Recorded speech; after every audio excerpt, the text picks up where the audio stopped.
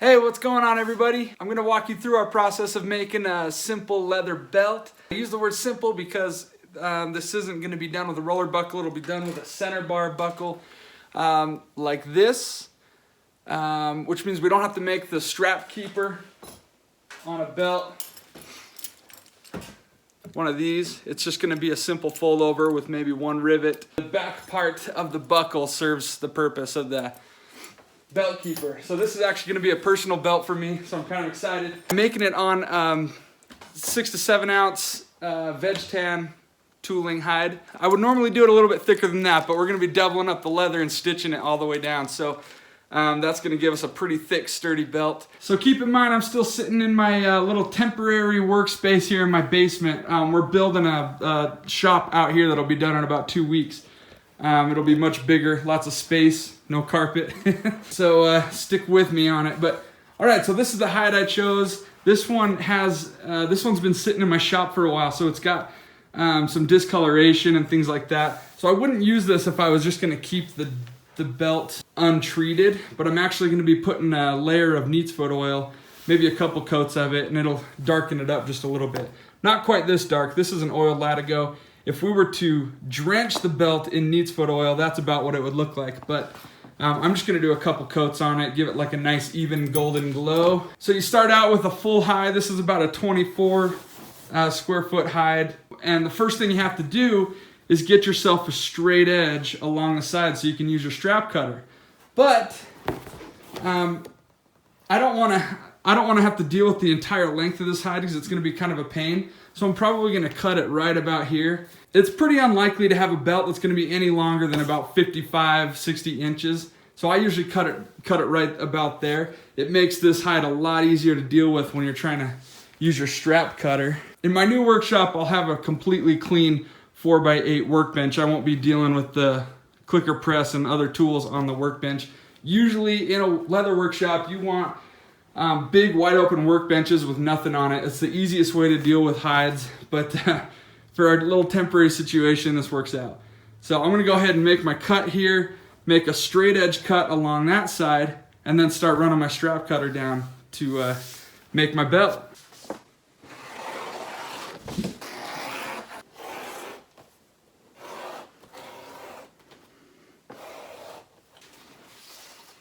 Okay, I've actually done a video on our channel that explains how to use this, but just for a quick recap, this is just a basic craft tool strap cutter from Tandy, and I need to set it to measure up to about 1.5 inches. So I'm going to loosen it up, set it right at that 1.5 inch mark right there.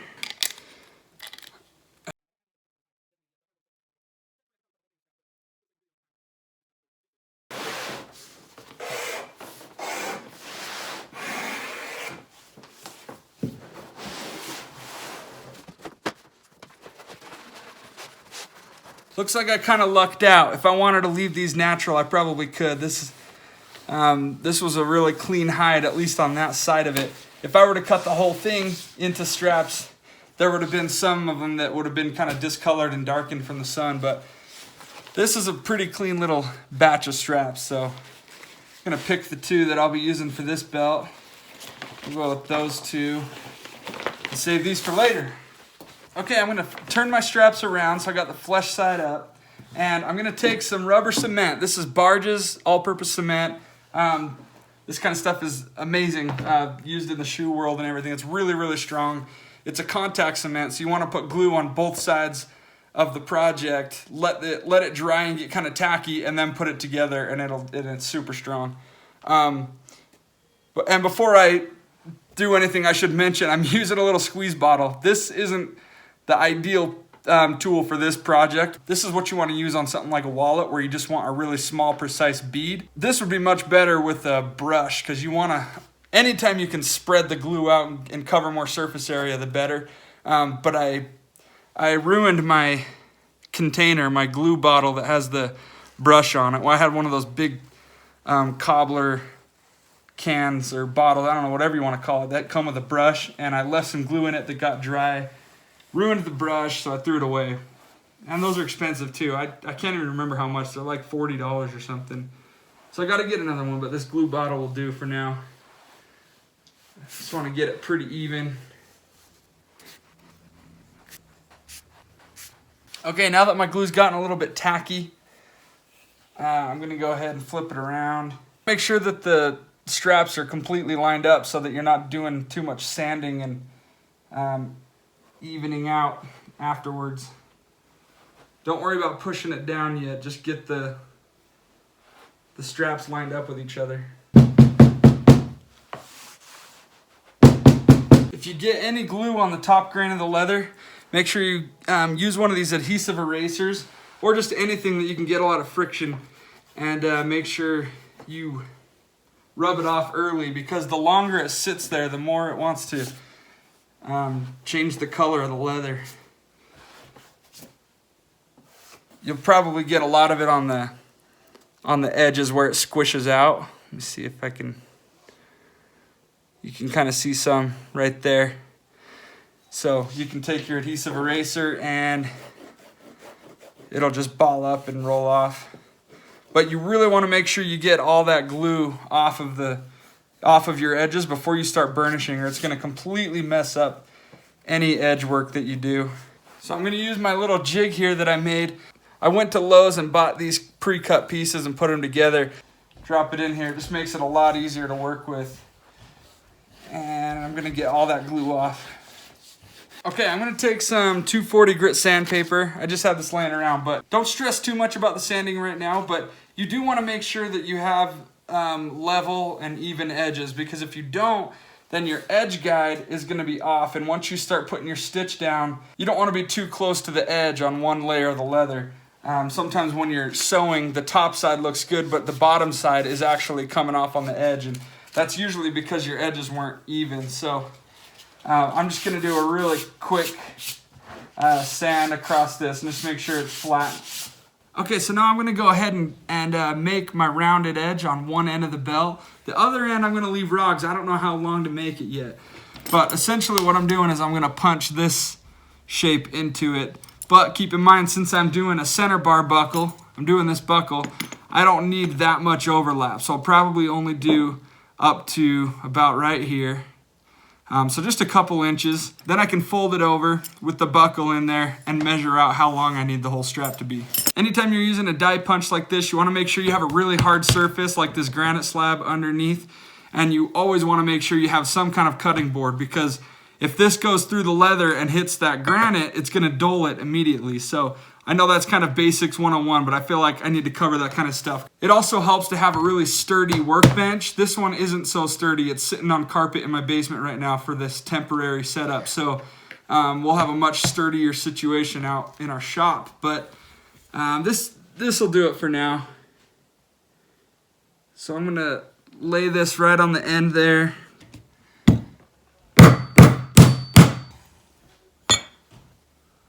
There we go. Now we got that really nice round edge. Okay, so just to get a general idea of where to measure from, fold this down just a couple inches. I'm gonna do it just enough so that I know I can get my belt loop in there and get a rivet in.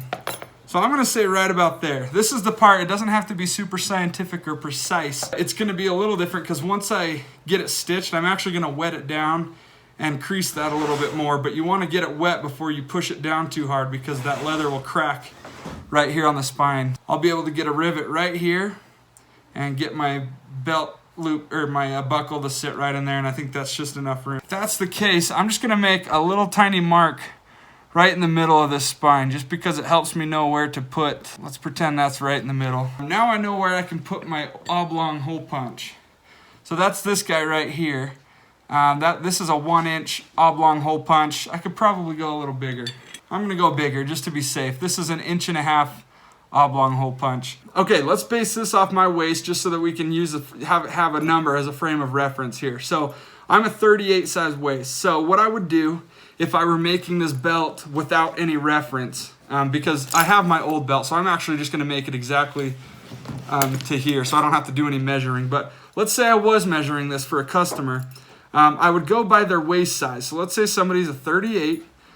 What I would do is measure from that little point that I made to the extra little space in here in my buckle, because you have to account for that little distance from the center to here, because that's where the actual hole's gonna be, right at the edge, at the inner edge of that buckle. So I'm gonna measure from that point all the way down to my favorite hole. And that's gonna be the 38-inch mark. But here's the kicker, you gotta add 2, sometimes 3 inches, depending on the thickness of your leather. Because what people forget is that you have to account for the weight. So you could have a belt that you're using from home to measure off. But let's say the belt is half as thick as the one that I'm making you, then the thickness of the belt as it goes around is going to actually take away from some of that length, if that makes sense. Not really sure how to explain that scientifically, but I know from experience that depending on the weight of the belt, the length can change. So that makes it incredibly hard to get sizes right. And that's actually why we don't have on our website right now. We had to deal with so many returns from sizing not being right. If I have you right here in person, I can make a belt that fits just perfect. So to make it simple, as a general rule of thumb, you want to measure out what somebody's waist size is, their average waist size, or what size of pants they buy. So you'll measure out that distance and then add 2 to 3 inches depending on the thickness of your leather. If you're doing about 9, 10 to 11 ounces of leather, I would add 3 inches on top of the waist size. If you're doing 7 to 8 ounces on a belt, you could do 2. But I wouldn't go any thinner than 7 ounces on a belt. You're gonna get a lot of stretching unless you double it up like this. So I hope that helps. It's kind of complicated and you might just have to make a few on your own to really figure out a good system.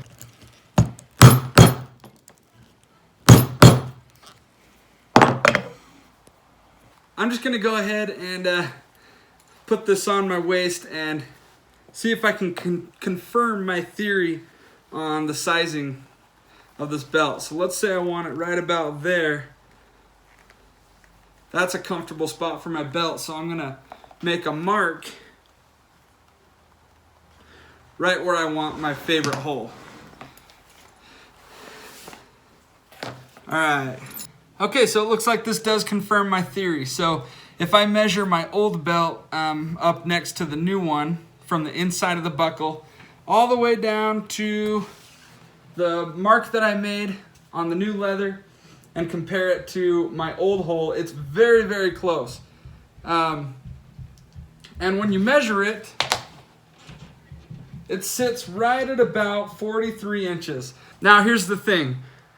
I think that I'm probably more of a true 40-inch waist. 38 is actually pretty tight on me, so that's the pants I wear, but I think in these cases it's always better to just round up just to be safe with your belts, because it's a lot better to buy one that's a little bit too big for you than one that's too small. So belts are hard to get sizing right. The best way to do it is to be able to just put it on the customer's waist right there, make your mark so that it's exactly precise. That's the best way. Other than that, it's pretty much just a shot in the dark and you're just making guesses. Anyway, you're always better off being able to put it on the waist, making your mark, because there's no denying that's the perfect way to get the perfect size. So let's move forward with that. So now that I've got my mark for the perfect spot, I'm gonna take this little template that Whitney actually made this when we were making a lot of belts. Just a little poster board template, helps us get the exact spacing right when you're stamping it out, and also the right distance from the holes to the end of the belt. I might even just go a little bit shorter on this. All right, I'm gonna put my marked hole right in the middle of the 7 holes here. Just gonna make my marks now. And then for the end right here, I'm just gonna make a line so I know right where to put my die. That way I can just take, this is an English point and die. I can just put it right up to that line and make my die. I don't need to actually trace the shape of it. Okay, I'm gonna use my English point Put it right at that line. Actually, you know what? I'm gonna go just a little bit shorter. Now, normally you could just use something like a rotary punch for this next step for your holes. Use something like this. I would go number 5 or number 6 on the size. But for this, I'm actually gonna use a die like this. It's basically an oblong oval, or just an oval. It's an oblong hole punch. The reason for that is that you don't get the buckling in the leather. If you have an elongated hole like that, then this kind of buckling in the leather doesn't happen. Or you can use like a teardrop shape. But anyway, we haven't done that on our belts very much in the past, just because that's not how it was on the images, so I just didn't want it to be, I don't know, deceiving. I just kind of eyeball it, make sure it looks like it's centered, and make my punch.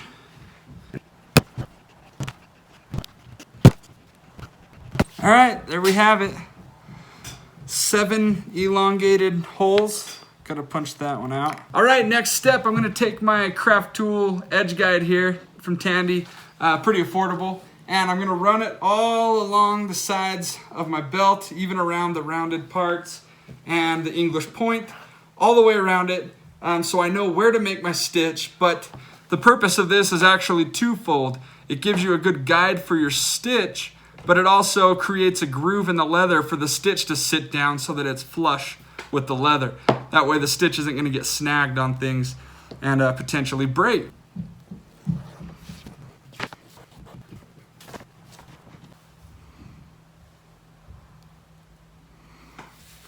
So I like to start my stitch on a spot that I know is going to be wrapped around the back. So somewhere like right here, or actually on this side is where I'll do it, where the back stitch isn't very obvious. I'm using 92 weight thread, bonded nylon thread. Make sure you got plenty of thread in your bobbin for a long project like this. And let's get going.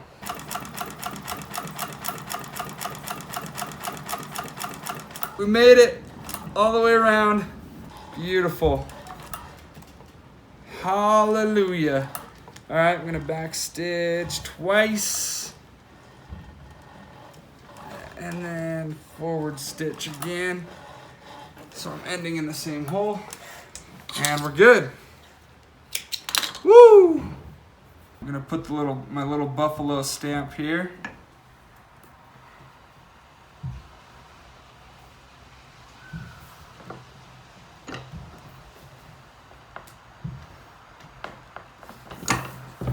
How that looks. Good. Might have done that a little bit too hard. Since I have the 2 layers of leather, sometimes that causes it to impress further than it normally would if you just had that on a really hard surface underneath. But yeah, the logo looks good. Got our buffalo, got our 40 stamp. So before I get to any edge work, this is the point where I'm going to oil it. I'm using Phoebing's Neat's Foot oil compound. And this stuff, basically what this will do is hydrate it so it's not going to be so dry. It'll help it against the weather and sweat from your body and things like that. And it'll also give it kind of a nice golden glow. The more you put on it, the darker it'll get. I'm just going to do a couple nice even coats using some t-shirt material. And we'll see how it looks.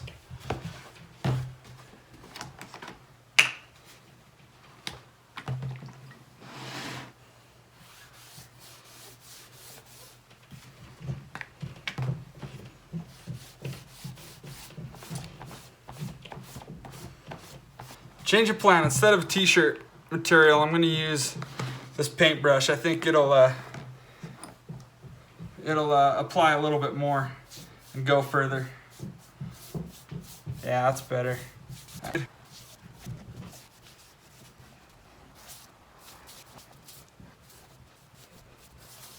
All right, round 2.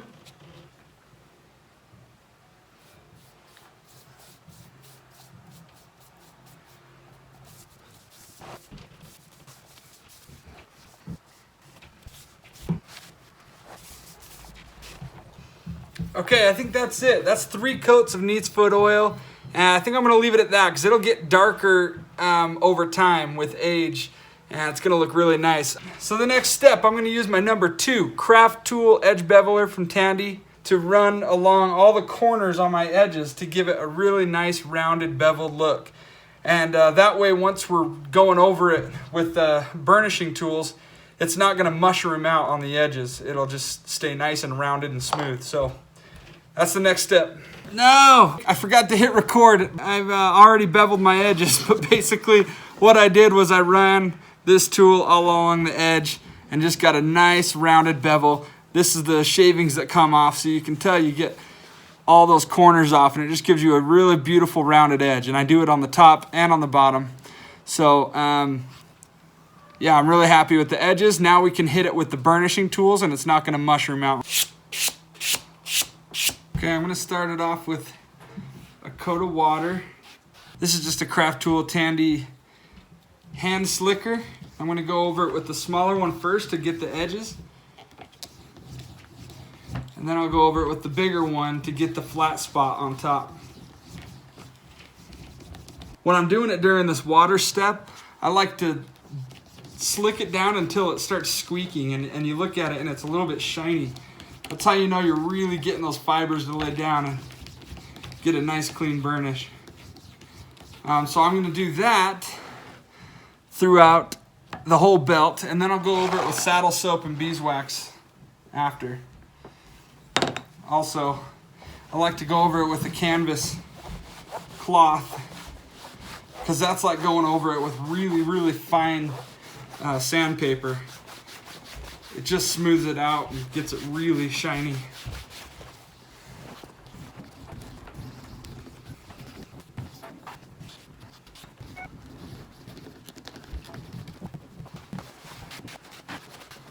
I'm gonna go over it with some saddle soap and this little sponge right here, because the saddle soap is what actually slicks it and gets it to seal it up.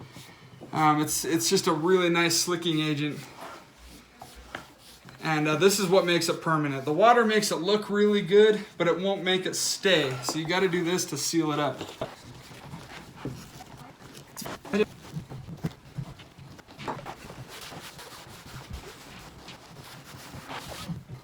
All right, we're almost there. Now I'm going to take some beeswax. You can also do a combination of beeswax and paraffin.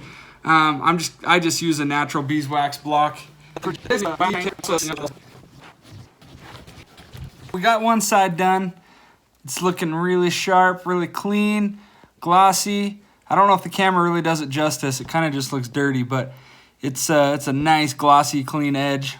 Squeaky clean. Now I'm gonna go through the same steps that I did on the sides for the tips, for the ends of the belt, just because it's a lot easier to burnish on a wheel like this on these short, smaller pieces, and on the jig, when you're doing big, long strokes with the burnisher, with the hand burnisher, it's easier to do that, but for these smaller pieces, the wheel's the way to go.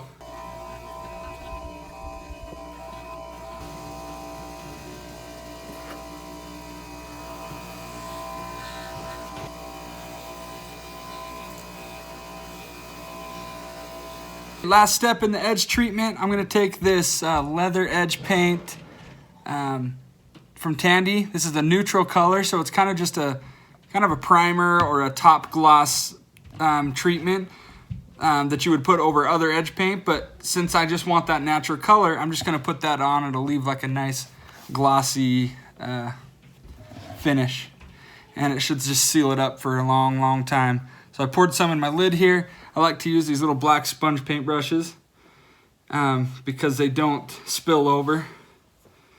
And we'll just put a pretty thin coat on it. If you want to go over it again, you can, but go pretty thin. Okay, I'm going to let that dry for just a little bit and come back and do the other side.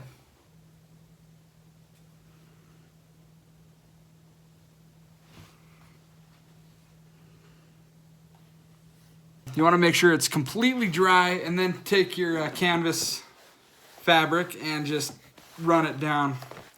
Go over it a little bit. Yeah, we got some real nice edges. I wish the camera did it justice. I'm not sure if it is, but these edges look really crisp and clean and smooth, just how I like them.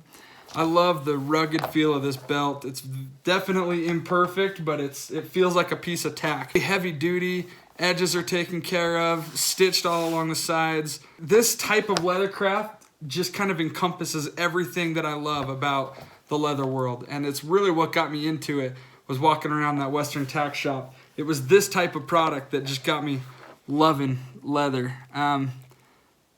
So this is the first of this type of belt that I've made. We usually do the rough cut style, much more simple process. The edges aren't burnished. It's just, there's no stitching on the edges. That's just a much simpler belt. So this is definitely like a different style. I think if I were to do it again, I would have put my number 40 down as low as possible, because that 40 actually sits right about where I need my rivet to go. So I'm not sure how that's going to go. I might just end up covering it right back up. The only thing that's left now is to install my buckle and set the rivet, and it's ready to go. So we're going to make sure that the tongue is sitting in the right place, so that the tongue's just sitting flush with that little indent right there. It's got to be going the right direction. Before I put this in, I'm going to get my leather wet just a little bit so that it can really like sink into that crease and form around the buckle. So I'll just take my sponge and soak it down just like that. All right, I got my leather wet. As most of you know, when natural vegetable tan leather gets wet, that's when the molding really starts taking place. You get natural veg wet, and then you get it to hold in one spot, it's gonna stay there forever. That's how gun holsters are formed and knife sheaths and things like that. So I got it wet, so now it's just wrapping around this buckle really nicely without straining it too much. And I'm just gonna push into it and knead it a little bit. I'm just gonna put that rivet right above the 40 and we should be all right. Okay, so since I already put my buckle in, I'm just gonna bring this cutting mat right up to the edge of the granite so that the buckle can hang off, and my leather that I'm actually punching right here will actually stay flat. So I'm gonna take my rivet holes, put it right about there. I want it to just go straight down without any angle so that it looks good on top too.